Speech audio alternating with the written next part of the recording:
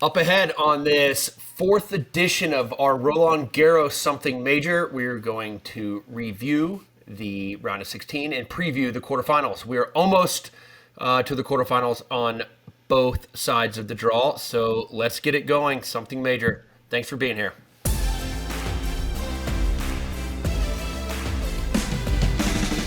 Okay, welcome back to Something Major. John Isner here. We are with Sam Querrey from Paris. He's on the grounds, as we know. Stevie J in LA right now. Jack Sock is traveling, so he will not be here today. And the team at SIFT with Charlie Fox, as always, is joining us. We're almost through to the quarterfinals on both sides of the draw. Jannik Sinner is steamrolling right now. Is that correct, Sam? What's the score exactly? Here's the problem right now. Rublev is playing great, and Sinner is currently up 6-1, and it's 1-1. I don't think Rublev will get more than 6 games. I saw the 6-1, and you said something before we started recording. I figured Sinner was up like 4-0 already. He's had break points already in the second set. Rublev hanging on for dear life just to get games. Yep. All right. Well, I'll start with you, Sam. Before we dig into the draws, what's it been like on site since we last recorded a few days ago? I just came from the desk. We just had friend of the pod, Alexander Bublik on. I don't know if you guys saw that match today. It's probably the match of the day. He beat Draper. The last game, saved a bunch of break points. He came on the desk just now. I asked him how stressed he was in that moment. He goes, yeah, if I would have lost serve, I would have just completely tanked the fifth. He's like, I would have not tried. He's telling the truth, dude. He's telling the absolute truth. He absolutely is telling the truth, yeah. He goes, I would have either tanked it or would have quit after the fourth. He's like, that's all I had in me. I wouldn't have tried. And it was nuts. I was just like, all right. That's got to be brutal if you're Draper hearing that. Yeah, that's not what you want to hear. Right, yeah. Knowing you were probably this close to winning the match, just if you just get back on serve. Yeah, break points. And he was in some of those break points. They were neutral points. But anyway, it was just one of the best. It's so honest. It was unbelievable. I'm a big fan. Yeah, we had Coco Gauff on again today, Madison Keys on again today. They were awesome. We've had them on, but it was fun having Bublik. It was the first time we've had him on all week, and he just went the ultimate honest answers, as we know he does. Yeah, no, for sure. I mean, when I the one time I played him, I mean, he had me. He was up, then he kind of lost his lead a little bit, and he completely tanked. We were dead even. It's not like I was up a break or something, a set and a break, and I'm just gonna serve it out. No, it was we were starting a first set tiebreaker or something like that, and he completely tanked the match. It was unbelievable. Then Adam, our host, who's awesome, he kind of asked him you have a son, he's almost 3. When you watch this match with him, what will that mean? And he's basically like, why would I watch the match with my 3-year-old? That's good. He's like, well, no, later on. He's like, what do you mean? He doesn't even watch tennis. It's so funny. His honesty is fantastic. Oh, it's amazing. His big off season's paying off. Remember we had him on the pod. He was up in the mountains, not doing anything. Beautiful place ever. Yeah. Well, all right. Let's start on the men's side of the draw. I want to go to the bottom because I want to talk about the Americans, the ones that we like. We're going to talk about our American guys. Tommy Paul and Frances Tiafoe are both on the bottom side of the draw, both through to the quarterfinals. Stevie, I want to start with you. Just talk a little bit about both of those guys in their round of 16 match, both winning very comfortably in straight sets. And tell us if you think, I know Frances, I know you probably think Frances has a good shot of winning. Tell us if you think Tommy has an actual shot of beating Carlos Alcaraz here at Roland Garros. Yeah, both those guys played great in their round of 16 matches. I think Frances, was up against Altmaier, who had played a great tournament up until that point. But sometimes when you are playing somebody who is, I guess, lower, that lower ranked than you, and the way Frances was able to come out in the first 2 sets just took the belief kind of right out of the hands of Altmaier, who had beaten Fritz in the first round, had been playing great tennis, has made a second week at Roland Garros before, so he's not in unfamiliar territory here in Paris. But Frances is playing great tennis on the clay, and I think it's good for him, that he isn't really getting talked about all that much, just because, that way the expectation isn't there, right? So he wants to just kind of fly under the radar. He's won 12 straight sets now, if I'm not mistaken. You are not mistaken. Hasn't lost a set. And, he's playing great tennis. The way he's moving out there, the way he's competing, when Francis is having fun on those big stages, he plays his best tennis. And on the other side for the Americans, Tommy Paul had 2 absolute wars in 5 sets to get to this point. And he's going up against Alexei Popyrin, who's maybe not as comfortable on the dirt as Tommy would be. And Tommy went out there like a seasoned veteran, a pro, went out there, took care of business, 3-3-3, which is what he needed to kind of give his body, give his legs a rest, because he is going to need every bit of his energy and his mental fortitude to go out there and battle Carlos, who is playing great tennis as well, and he had a fun match with Shelton. So I'm excited for both those guys. It's the first time since a long time that 2 Americans have made the quarters. I believe it was Pete and Jim. You say first time since a long time? I think it was like since 2006 or something. No, 96, dude. 96, yeah. 96, since it was Pete and Jim Yeah. who made it. So I'm excited Yeah. for these guys. I mean, I wish they were playing each other so we can get somebody in the semis. But Yeah. it's great for the Americans. Look, it's just great. See these young guys playing great tennis, competing, having fun, and going about their business. And it's a lot of fun to watch. I agree, Stevie. And also shout out to Ben Shelton. He had the unfortunate circumstance of drawing Carlos in the round of 16. But that's what happens when you're seeded 13, 14 in these tournaments. It is a very high, high likelihood that you're going to go up against the number 1 or 2 in the round of 16. Ben played fantastic. Did not go away after losing the first set, having set points. Did not go away after losing the second set. Takes it to a 4th set. I was crazy impressed with how he played on the clay and how he really took it to Carlos. And in Ben's Instagram post he put up, I don't know, a few hours ago, his caption was, "My time is coming."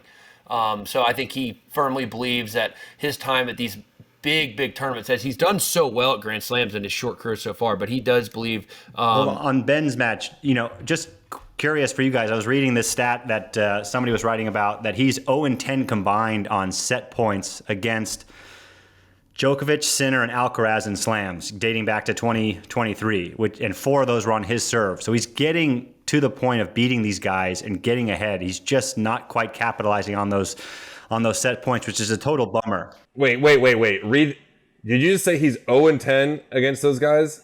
On set points. In Grand Slam. Against Grand Slams against who? Djokovic, Sinner, and Alcaraz. Oh, no, you ding-dong. He took a set off Alcaraz. How could he not? He must have won 1 set point. Up until that point, maybe. It was after the first set then. Okay, thank you. 1-10 then. Okay, 1-10 up until that point. All right. Don't call me a ding-dong. You're a ding-dong. You missed that. But very good stat. Very good stat. I get Stevie's point. I think that's just a bit of an aberration, though. Like he's right there. He's right there. I don't think that's anything to think about. I think keep playing is probably just chalk that up to some bad luck. But Sam, what did you think of Ben's level? I mean, for me, I was super impressed with how he hung in there with Carlos. Yeah, I was the same. The DraftKings odds were Carlos to win by a combined more than 7.5 games. Like, that was the over-under. So that's like a 6-4, 6-3, 6-3 kind of thing. And Ben had set points in the first set. Didn't get it. Second set, he had 6 break points early in the second set. Didn't get them. Could have won that set. He won the third set. I didn't think that was going to be that close, honestly. And Ben lit it up. He plays better on the majors and on the big stages. And he went toe-to-toe with Alcaraz. He could have won that match. And some of the best shot making from both guys, too, for the tournament. So, yeah, Ben, that was impressive. I'm shocked, but I'm also not shocked because he keeps doing this at majors. I know. He's such I think it's just beast. his physicalally. Yeah, thank it's you. Just He's like I think he thrives in like 3 out of 5 more so than the 2 out of 3, right? He wants to use his legs, the guy's an absolute animal. There's no mistaking that. I'm officially not going to be surprised if he goes deep in a slam anymore or like battles Alcaraz or Sinner. I actually expect him to go deeper in slams than like the 500s. I'm with you. But it just, the guys needs to be, I think the next step for Ben, we know he can play well at these big tournaments. He's got supreme confidence in the Grand Slams. It's just be a little more consistent throughout the year. He can have some, he can take some early L's, but we know, of course, he's gonna bring it in the Grand Slams. But, okay. Good tournament, Ben, but tough luck playing Carlos around of 16. Francis goes up against Musetti, who took out Holger Rune in 4 sets. Let's try to handicap this. We're horrible at it, all All right, Stevie, I want to go with you. What odds do you give Francis of winning this match against Lorenzo Musetti in the quarterfinals? I honestly think it's 50-50. Just the way Francis's confidence is going. Sam doesn't. Sam doesn't agree. But look, Sam's good. Look, let Stevie continue. Let Stevie continue. Yeah, Francis is going to be on Chatrier most likely. He loves the big lights. He loves the bright lights. He plays his best tennis. If he's not feeling as confident as he ever has on a clay court at this moment, then I'd be shocked. And then for Musetti, he's now in the quarters of a slam. He's often not going to be. He's not in this situation too many times. And he's often not going to be the favorite. So now I would assume, feels a little bit of pressure just being in that regard. So I'm going to say 50-50. I think Francis has a great chance to win this. The guy's playing great, great tennis. And I know Sam disagrees. I love Francis. I hope he wins. Yeah, I don't think he has a shot against Musetti. Musetti's in the quarters. He hasn't done anything straight sets. Yeah. Again, I hope I'm wrong. Musetti hasn't done anything fancy since he's been here. He just played solid clay court tennis, and he just roadhousing guys. Runa won Barcelona. He beat him easily last night. He's like one of those few guys that we still have that's like a clay court guy, and he just plays the game perfectly.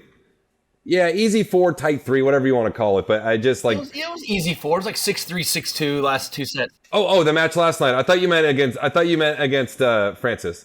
Yeah. Last night it was an easy 4, but he just like final Monte Carlo, semi in Madrid, semi in Rome. He's again. I hope Francis wins, but it just Musetti's such a heavy favorite. Here we go. Betting Marcus give Francis a 22.2% chance. Just so you guys know, you might think I'm lying. I was going to give Francis a 20% chance before our producers put that up on the screen. We assume you're lying because you've never been right once. I'm going to be Switzerland here, and I'm not really going to take a stand. I think Francis has a chance somewhere between Sam's no shot and Stevie's 50-50. He's going to play well. Like, Francis is not going to lay an egg out there. He may get beat, right? But he's not going to lay an egg. He always plays his best when the lights are brightest. So I'm more on Stevie's camp here. I'm going with like a 40% chance that Francis can win this match. I know it's not on his favorite surface. If he's playing Musetti on Arthur Ashe Stadium, Francis is probably the 60% favorite. I know it's on clay. Musetti's favorite surf, or might be his favorite surf. He's really good on grass as well. But Musetti. I give Francis. The whole room in here is going like this right now. We're Musetti people. All right. Well, we'll see. But we want to be wrong. We want Francis to win. So you just don't like Francis? Okay, that's fine. Are you listening to me? Nope. I just said I want him to. Get out of here. All right. Okay. All right. Tommy, like guys, we need to separate you two. I know you're like an ocean away, but I feel like we have to separate you. All right. So Tommy Paul goes up against Carlos. He's beaten him before. We've seen that. Never at a Grand Slam, of course.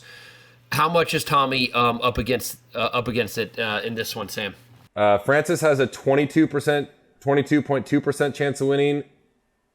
Tommy has a 12.2% chance of winning. On the clay, Alcaraz is playing too big right now. I know Tommy crushed Popper in that last round. I just feel like Alcaraz is going to steamroll him. Again, I hope I'm wrong, but I'm going to go with... You can't play both sides of the coin here. Pick one. What? Yeah, I can. No, I want Tommy. We all want Tommy. Right? I want Francis. I'm just trying to be real here. And Alcaraz is going to steamroll. Alcaraz is going to steamroll him.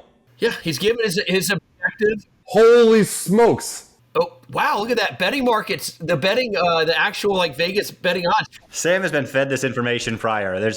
He doesn't get right twice in the same day. No, he didn't have that. I didn't have it. Stevie, do you give Tommy a better chance than 12.5% against Carlos? Yeah, I give him a better chance than that. Look, that's why we go out there and play. It's a competitive match. I mean, Tommy is an animal in his own right. It's just tough. He's up against an absolute stud in Alcaraz, but he has beaten him, so he does have that confidence.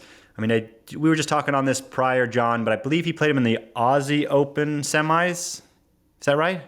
And kind of got roadhouse in that one. So hopefully he takes a lot of, a new tactics or some new, whatever he needs to do to go out there and kind of come up with a game plan. I think his team, Brad Stein, will come up with something new and try and get him across the different finish line, because I mean, he's going to have to throw everything he has against him and hope that Carlos has an off day and has one of those silly sets or a couple loose points that will give Tommy that ability to get some footing in this match. So who are you picking? I'm taking Carlos. Well, it's good analysis. I mean, like, I think Tommy can be one, to your point, Stevie, too, that can capitalize if Carlos goes walkabout for a few moments in the match. He can capitalize on a return to serve. He returns serve a bit better than Ben, right? So I think Tommy's going to be able to hang in there. But, can't take Tommy to win this match. So, in my mind, is shaping up for a little Italian-Spanish semifinal match between Musetti and Carlos. Now, let's move to the top half draw, and I want to start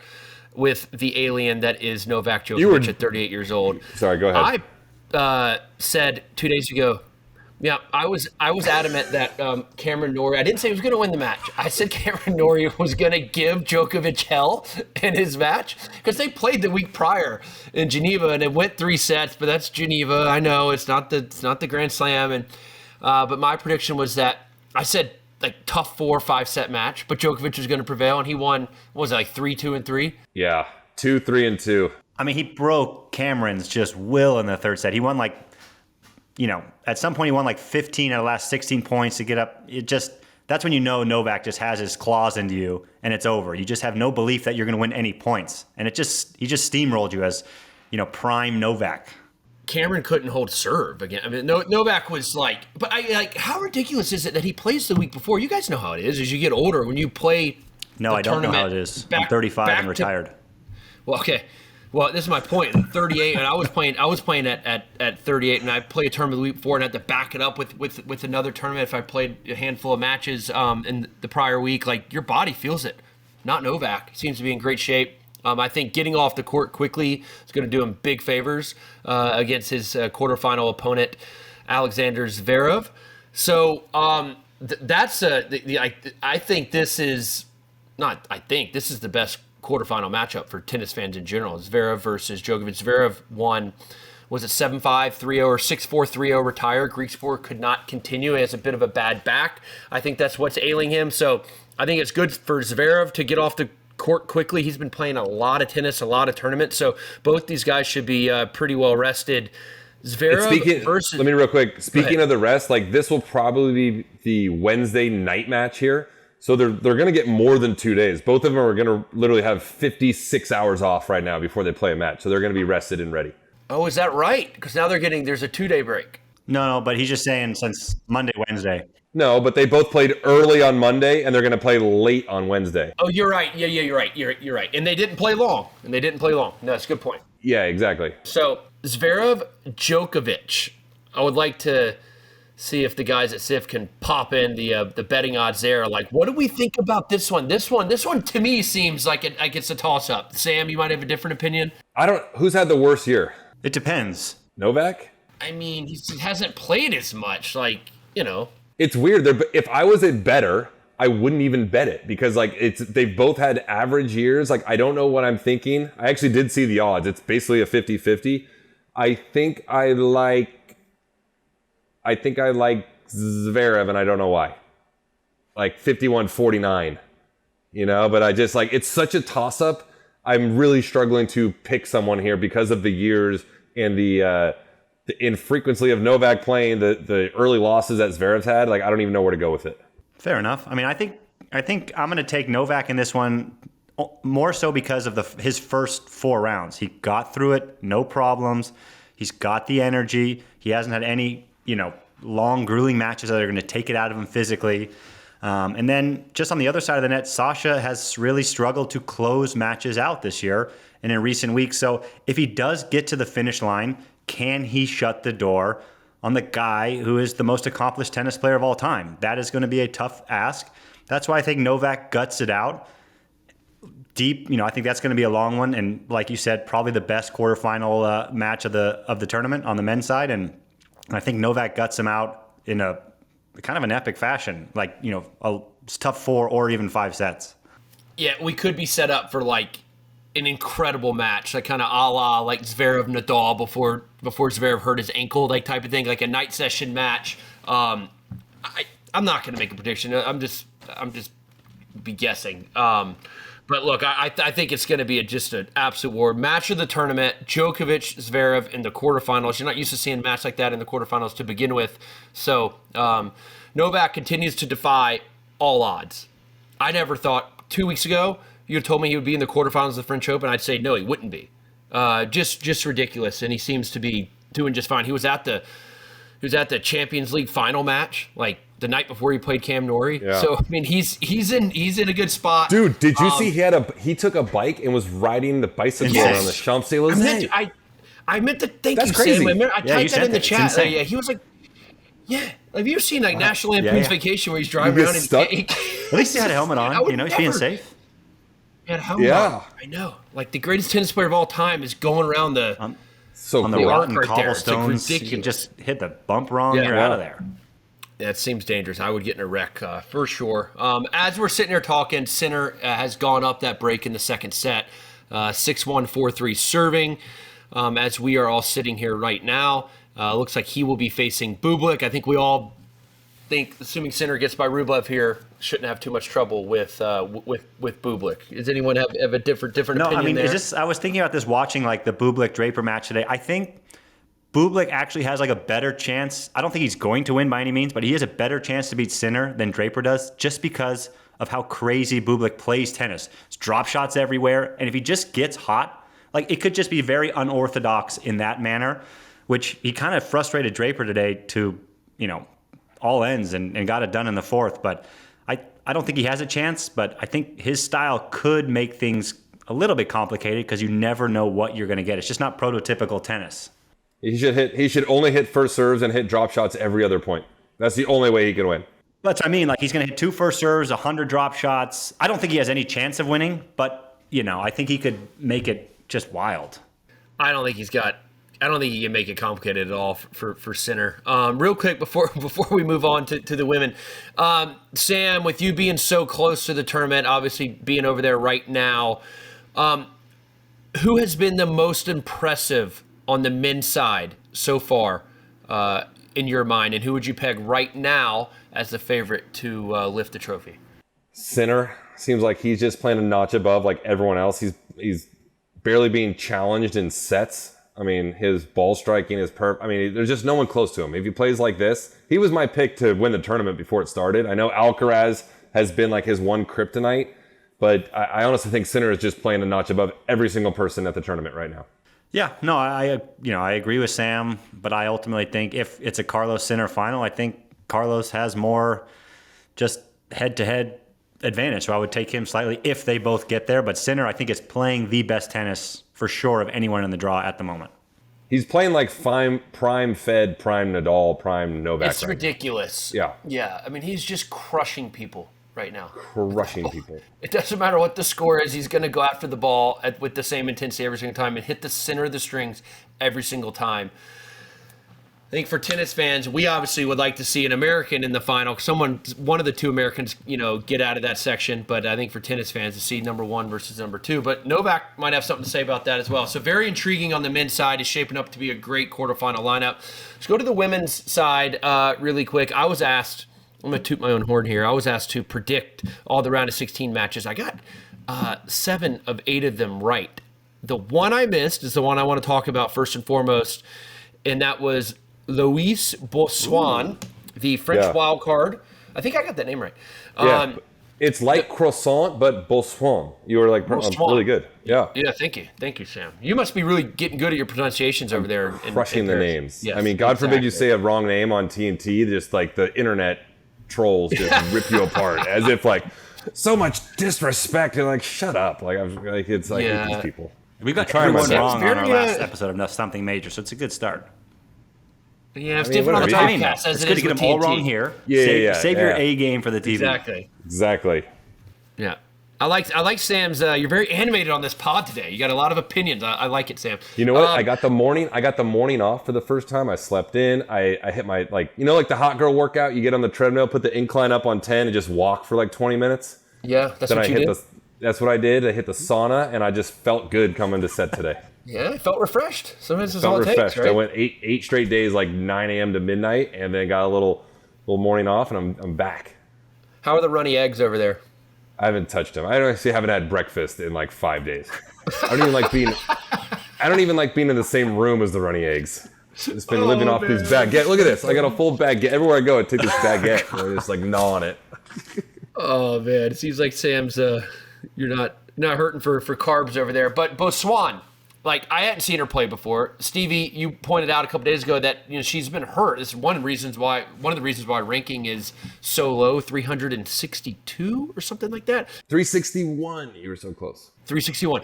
So watching her play Pegula today, especially closing out the match, I mean, like she pops the ball on her serve and her forehand. Like she's got a great serve. I don't think she could lift the title here, but I was very, very impressed with her poise, especially being out there on center court with all the crowd cheering for her. I mean, obviously it's a bit of an not easy, but no pressure on her. Sam, what do you think ultimately was what led to the downfall of Pegula out there? She just got a little tight at the end, which is understandable. I mean, there was a stressful moment, but Bo Swan, injury, and the injury was she tore her ACL a year ago. And she's now like one of the best movers. You see her move around the court? It's unbelievable. It's crazy. Yeah. She's like a combination of Sam Stosur and Sakari. I mean, she's jacked. You can see her muscles in her legs. Like, unbelievable athlete. Got a big kick serve, big forehand. The backhand, so-so. She chips it a lot. But she has such a high, heavy forehand, and Pegula hits the ball flat, so it was getting up above Jessica's shoulders, which is tricky for her. But look, the match at the end, the last 15 minutes of that match was stressful around the grounds. Like the Jumbotron out here, everyone was watching. I feel for Jess. I mean, that's a tough loss, but credit to Bo Swan. Like she went out and earned it and hit big forehands, big serves, and she's good. She's really good.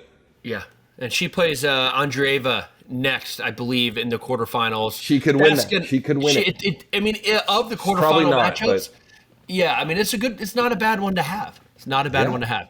And that is in the bottom half of the draw. But the match, like we talked about, for the men, the two Americans left. Would love to talk about the two Americans left who actually play each other.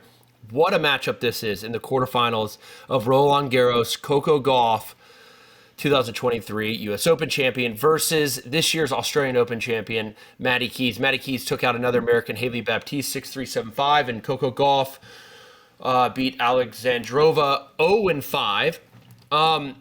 This is a big one. Both players are playing incredibly well, like a huge matchup. Coco is probably going into this match as the favorite. Sam, do you give Maddie a decent chance of beating Coco, or is Coco just too good, too athletic on the clay for her? Yeah, I give Maddie a chance. I mean, Maddie rips the ball. I mean, she's got a huge ground stroke. She saved match points against Kenin. So I always feel like it's dangerous when someone's playing with house money. And Coco's forehand was awesome today. If her forehand, she's hitting it like that, she's tough to beat. But you never know in the forehand and the second serve. If Coco keeps those things under control, I like Coco. But Madison can make anyone uncomfortable the way she plays. Yeah, Maddie just absolutely crushes the ball. But you're exactly right. How she saved those match points against Kenin, so impressive. She didn't tighten up at all. So that's on the bottom half of the draw. We got a good chance to get one of those Americans into the finals.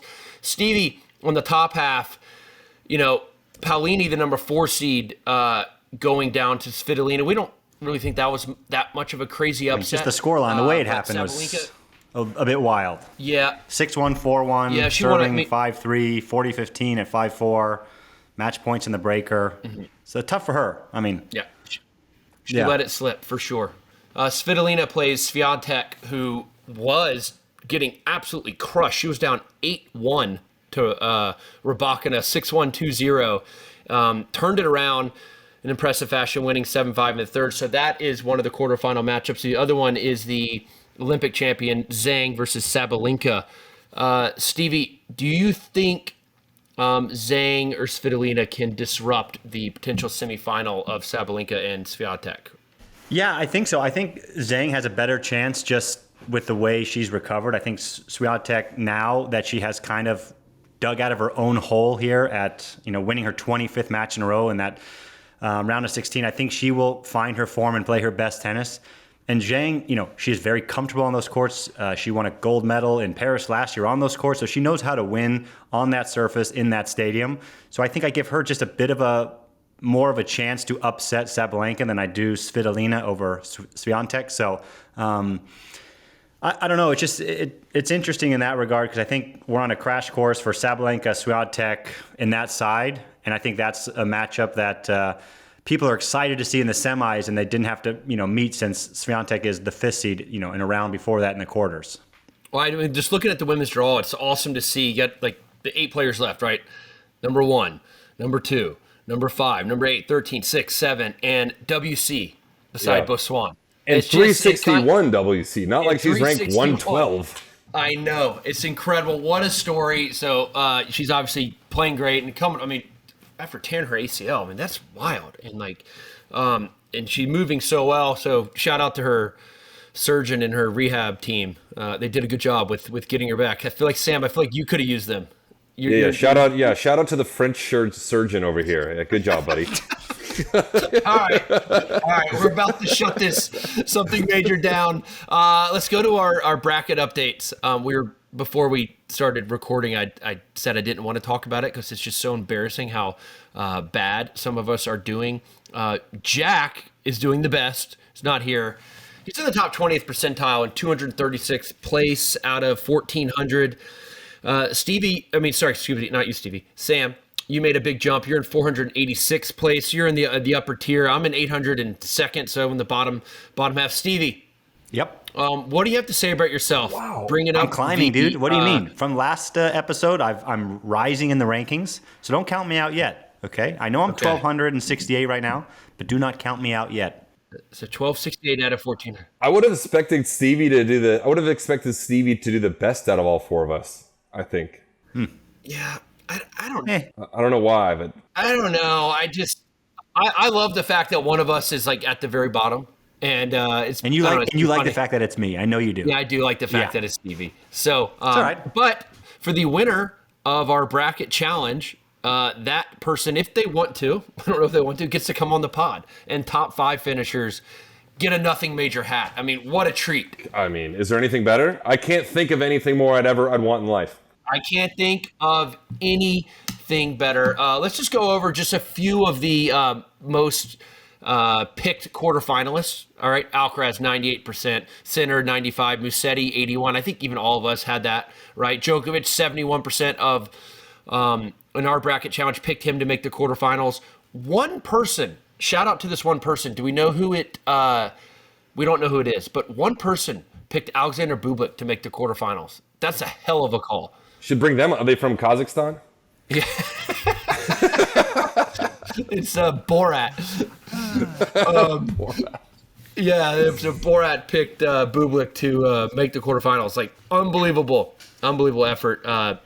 Some of the other guys who were picked was Rude, Taylor, Jack Draper, Cerullo, of the big names that were picked to go far that are out. But all right, it's not over. Stevie, you can still make a comeback. I'm down, but I'm not out. Down, but not out. In about 5 days, I'll be out. All right, we're gonna shout out to. I didn't think this was actually someone's name, but the guy who's leading right now, his name is Sinner Glazer. I think he's a fan. I think he is. Probably got Sinner winning it. Sinner Glazer. Yeah, hey, maybe it's Sinner. Hey, do you think it's Sinner?